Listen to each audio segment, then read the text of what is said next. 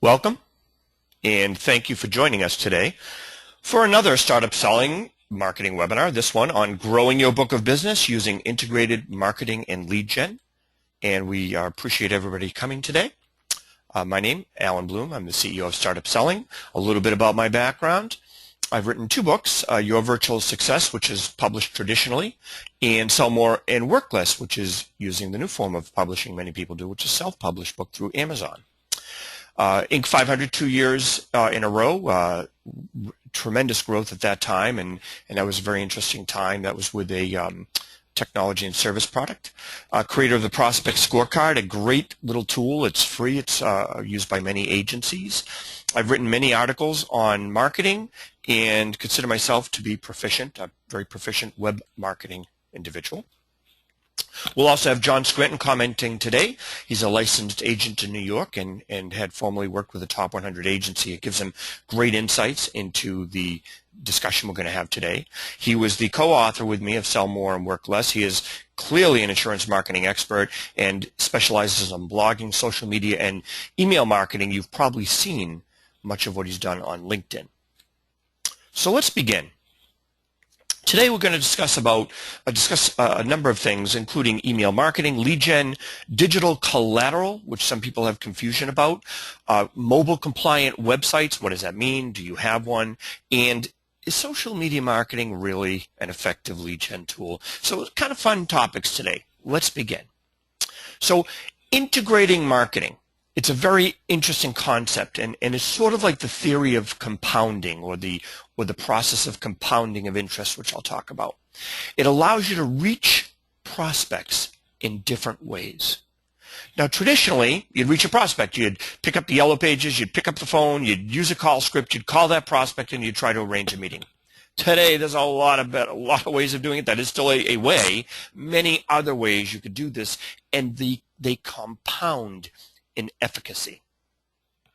So different prospects learn and buy in different ways. We want to try to reach as many of them as possible in the variety of ways that they find easiest to consume our information.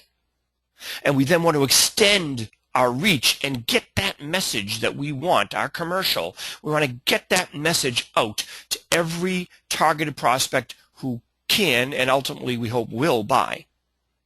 We want to build that agency name recognition, develop leads, and build a pipeline, refining our close ratio, improving our close ratio to optimize our closes. So, compounding. What's the whole thing with the compounding of interest, and why am I bringing this into our discussion today? So, if I were to ask you, if you took a penny and you doubled that penny every day, how long would it be before you become a millionaire, or before that penny becomes $1 million?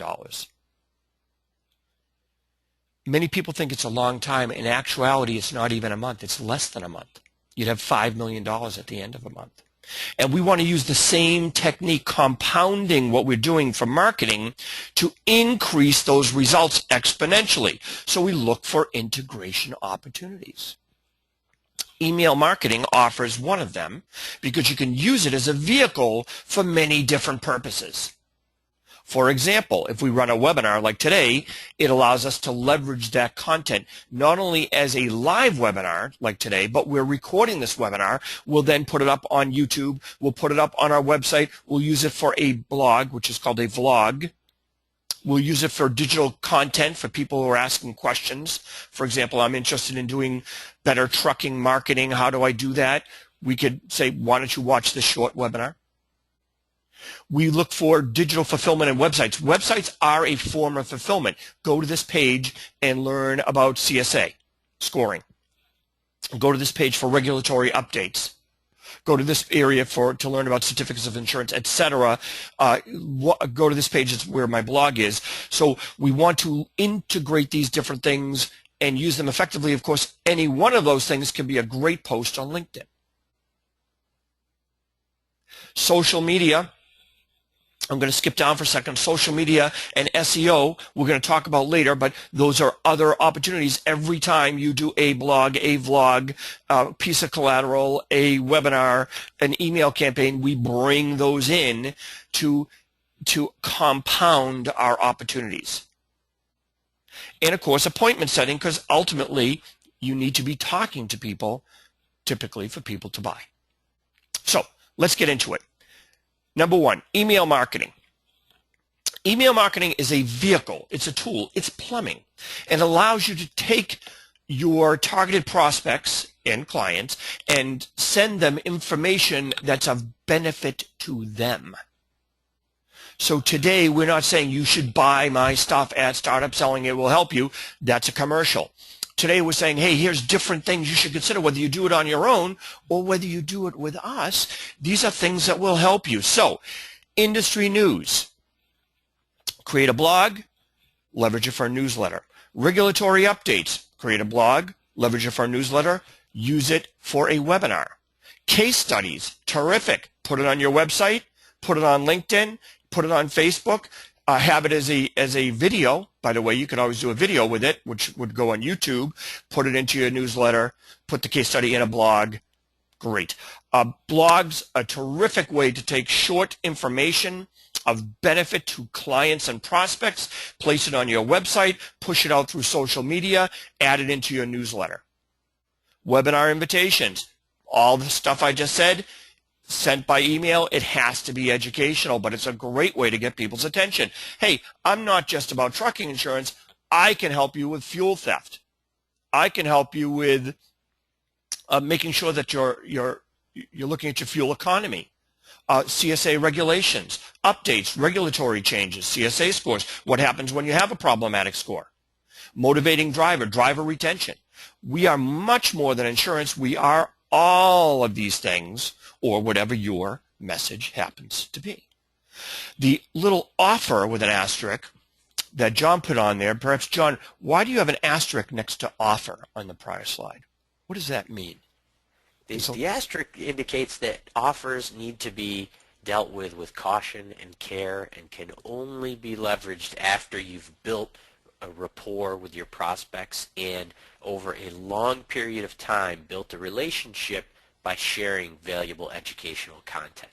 Maybe on the 6th, 8th, 21st email you include some type of offer, but only if and only if you've built rapport through education and value.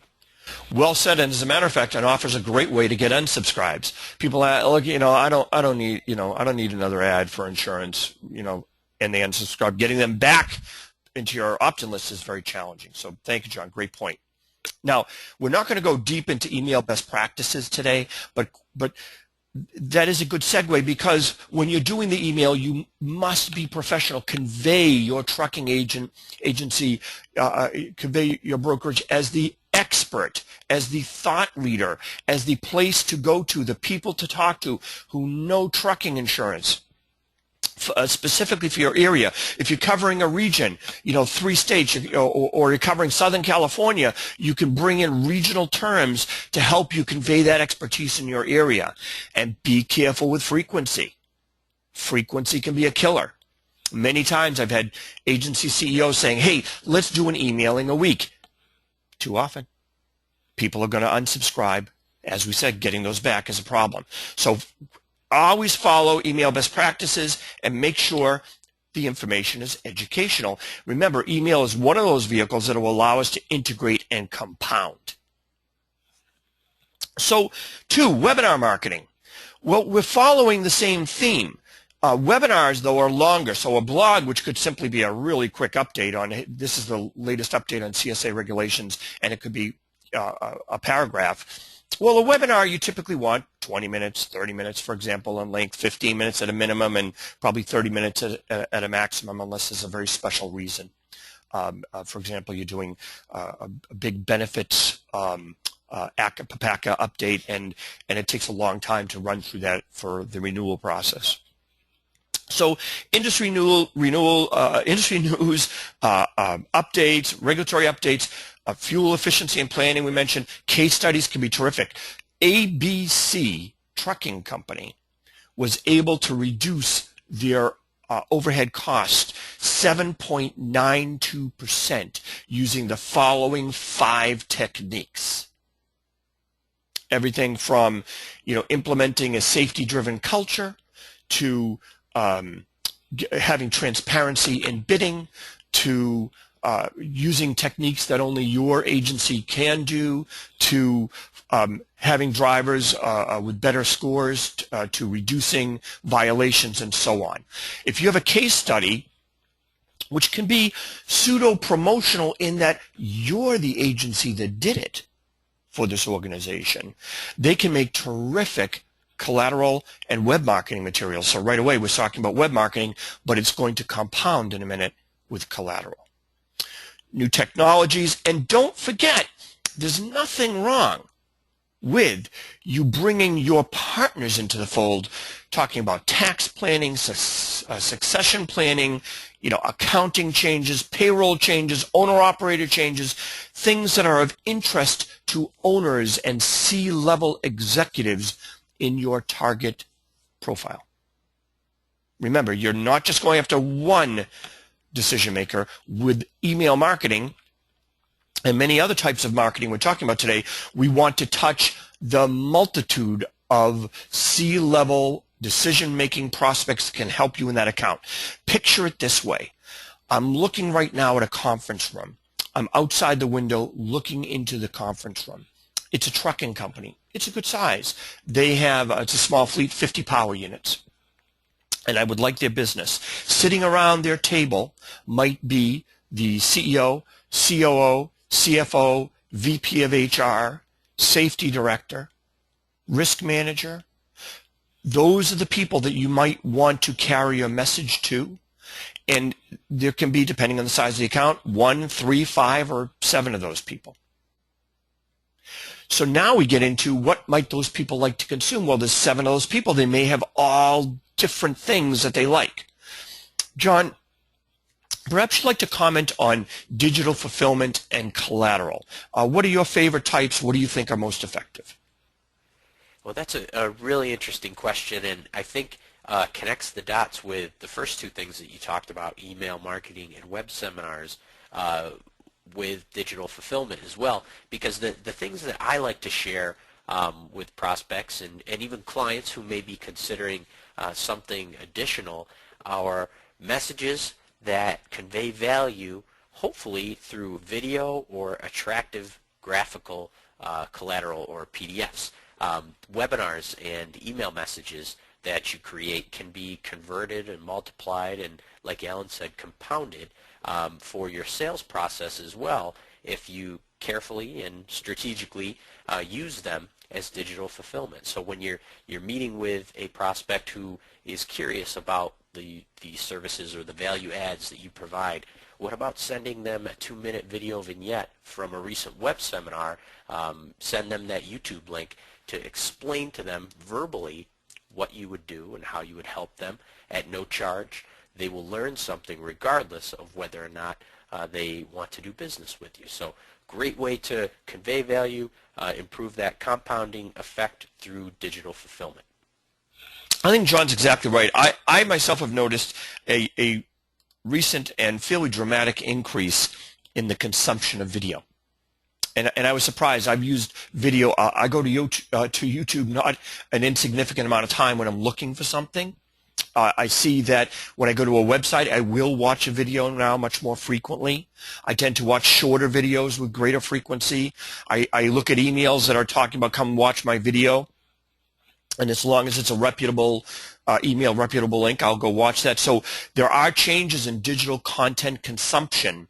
And as the market gets progressively younger, and even though I know trucking can be a little bit of a laggard industry, people, decision makers are getting, that room is going to have younger, progressively younger people sitting around that table. We want to educate them and attract them in different ways, including, for example, video for collateral. Now, appointment setting.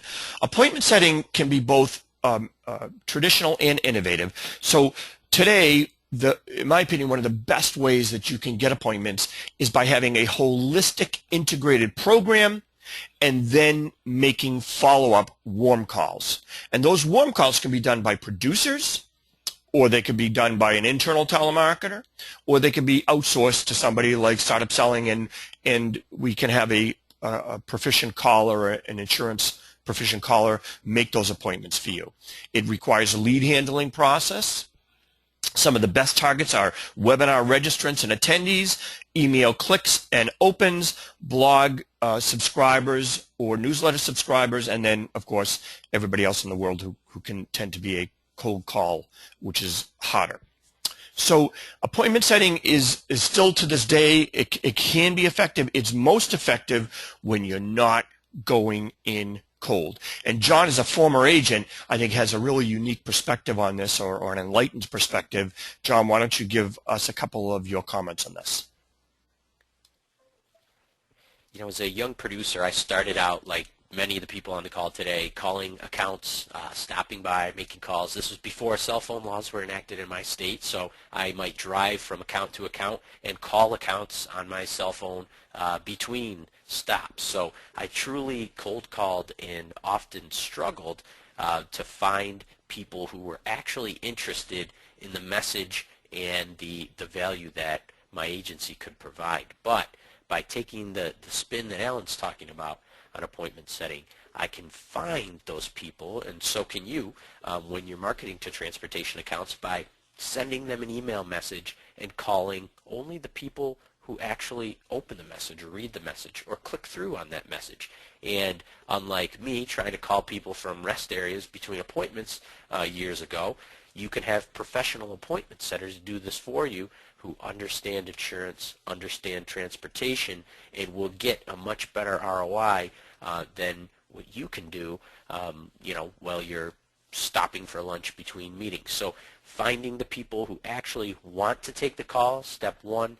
Having somebody who understands how to handle appointment setting and has the time to do it and execute it properly, including follow-up and lead handling, is step two to a successful appointment setting campaign.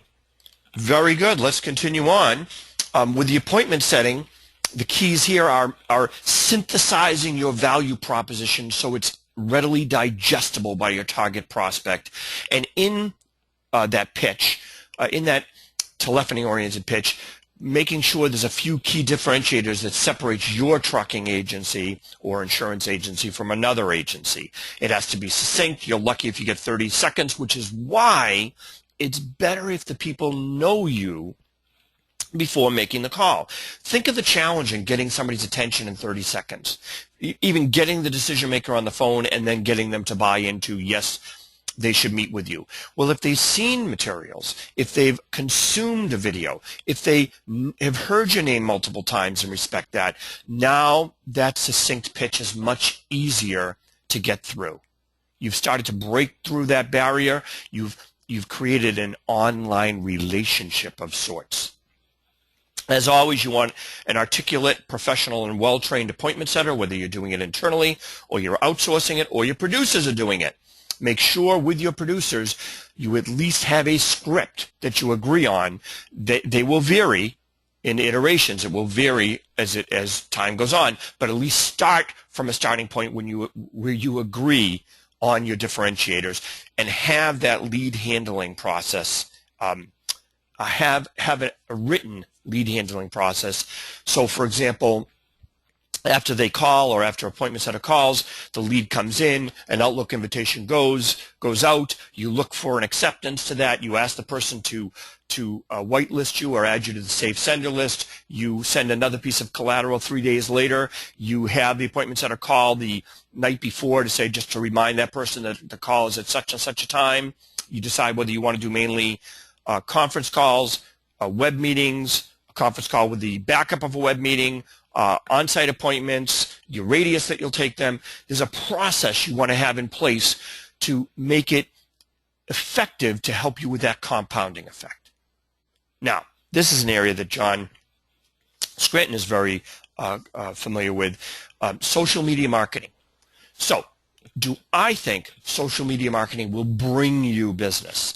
That, to me, it's a long road to leads. I think it helps in many ways. For example, it helps break down that barrier. It puts your name in front of the people. It softens up the barrier. It helps people get through so that they'll know you. I think for business to business, which is the majority of people on the call today, that LinkedIn can be very effective, and YouTube is also really good for your bringing people to your website, for example, and sharing content. Google Plus, I would not spend much time on. Twitter is an add-in. In my opinion, you're going to get, and I have 1,000 followers, and John has more than that. It's good to have, but I wouldn't spend much time on it. So bottom line, should you do social media? Yes, you should. It compounds the delivery and the integration of your content. It is a great form of content marketing. Will it bring in a lot of leads? Not today, but again, it's the overall efficacy of the integrated program that will yield dividends. Frequently, I hear people say, you know what? We see you on LinkedIn. We follow you on LinkedIn. We read your information on LinkedIn. And with that, John, how many followers do you have on LinkedIn now? I think I have maybe 1,500 ballpark LinkedIn connections. How many people are in our groups on LinkedIn? Maybe 5,000. So we have 5,000 agents in our groups, 5,000 insurance agencies, brokers, agents in our groups. John has 1,500 people following him. I probably have 1,000 people following him. We have people coming to our webinars because of LinkedIn. We have had clients come to us because of LinkedIn. We get more business from e-marketing and webinars, but it helps with our overall program to be able to share all this information on LinkedIn, YouTube, Facebook, Twitter, and Google. And at a minimum, we recommend that you have professional web pages for all of these, professional company pages, and that you have current content on these, and that you have sharing icons on your mobile compliant website, and that you at least have the basics in place to grow that in the future. Remember, our answer could change 5 years from now, and we could tell you, yes, you can get a lot of business from social media, but the time to at least begin is now. So don't ignore it, and don't make it the foundation of your integrated effort. Lastly, so what is this Hootsuite and Buffer thing? So you see, I have at the top LinkedIn, YouTube, Facebook, Twitter, Google+. There's many more. There's many more social media opportunities than that. Well, we use for our clients platforms like Buffer, for example, and it allows us to send posts to all of these, track the posts with all of these, and have a reporting system for all of these in one handy-dandy spot. So if you're going to be doing this and you're going to do it with more than one, you should entertain the use of a platform. Lastly, number 6. SEO, insurance, search engine optimization, and PPC, pay-per-click advertising. Well, if I were Google and Yahoo and Bing, I'd make SEO as difficult as possible because it would force people to do PPCs. And they are trying to do that. Google, in our estimation, has added a randomizer. So gone are the days where you can monopolize a page. For example, trucking insurance Vermont, you can't, your agency can't appear 5 times. They would like people to advertise for that, so it's to their benefit to shake it up. So our attitude with search engine optimization is, yes, it should be part of the general program. No, you should not spend a lot of money on it. And good content marketing will yield the desired results. So we recommend for most of our clients, particularly those doing integrated marketing, that we have analytics loaded on their website. We monitor the analytics monthly. We run SEO reports monthly, for example, see what opportunities there are and target our content marketing for those opportunities. If your agency is thinking about a PPC campaign, a pay-per-click campaign, you need a reasonable budget for that. You have to monitor it very closely or have somebody to do it for you, and you have to constantly be paying that meter out. So if you think about a PPC, we'd talk to you and say, hey, there's probably other and better ways, because after all, our trucking companies that you want to sell to, going to the internet, searching for an insurance agent or broker. And our guess is, it's not a guess, our research and evaluation is like, no, if you want to sell to somebody who has 25 or 50 trucks, for example, you reach out to them with your message, they're probably not going to come looking for you unless they see, of course, a great article or, content that you have available that's of interest to them, which could be anything from safe driving practices and winter road conditions to how to lower your safety scores. So, John, comments on that, please. You said something that I thought was interesting, and it can be distilled into the statement of the six-figure commission account, the 100-truck account, whatever it is that you really covet. They're not going to buy from you because you're on Google page 1 in the top 5 above the fold. But at the same time, you can't be invisible or hard to find after they've received an email or attended a webinar or have met with you in person and they search for you. So social media, not a high priority, SEO, not the highest priority, but it can't be ignored. You can't be invisible. You want to be found when somebody is looking to talk to you. John, that is such an important takeaway for this webinar. John's exactly right. It's important for you to have a presence on these things because after somebody sees you, and whatever form that means, they got an email, they got an invitation to a webinar, they read an article that you wrote, they saw a video. Now they may look for you on LinkedIn, or they may look for you on Facebook, or they may have happened to be on Facebook, or they may go to your website through an iPad or a cell phone. That's when you want to make sure all those things are covered because that's part of the selling process. So it's not just marketing and bringing prospects to you, it's once they're arriving to you digitally, what type of interaction do they have? So think of integrated marketing as going beyond reaching out to those people to the effective handling and interaction with them when they've now come to you. So let's wrap up. Integrated insurance marketing for trucking agencies, brokers, MGAs. Are you sending professional educational emails? Are you dripping on your prospects and suspects, and do you have a good pipeline and target prospect, a target list in place? Are you making calls to those in-profile prospects, particularly the ones who are expressing some level of interest? Do you have that effective, refined message? And lastly, do you have compelling materials to share? What is it besides talking to people that you have to share with them to convey your professionalism or to keep them interested? What are your sticky materials? If you don't have those, you should consider developing them. If you don't have the staff internally, you should consider outsourcing to an insurance trucking agency organization like Startup Selling. Or, again, you'll have to develop your own staff internally.